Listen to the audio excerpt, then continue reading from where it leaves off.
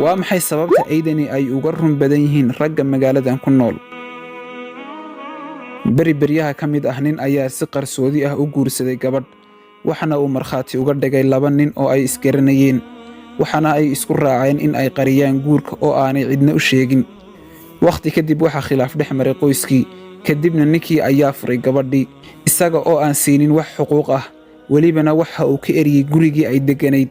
gabadhiina waxa ay u dacwootay qaadigii magaalada, waxaana maxkamadda looga yeedhay ninkeedii iyo 2 nin ee markhaatiga ahaa. 3dii eedaysane markii maxkamadda la soo taagay waxa ay dafireen gabadhii, xaaladdiina waa ay adkaatay.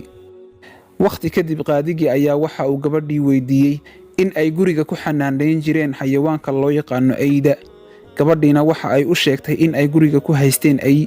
qaadigii ayaa waxa uu ka codsaday shaqaalihiisii in ay gabadhan soo dacwootay gurigeedii geeyaan. haddii ay aydu kiciyaan, waxa ay caddaynaysaa in ay gabadhani been sheegayso, balse haddii ay soo dhoweeyaan run ayay sheegaysaa, guriguna waa gurigeedii. balse sidii la filayey, aydii waxa ay si fiican u soo dhoweeyeen gabadhii soo dacwootay. qaadigii ayaa 3dii nin ku xukumay ciqaab uu u arkayey in ay tahay tan ugu adag.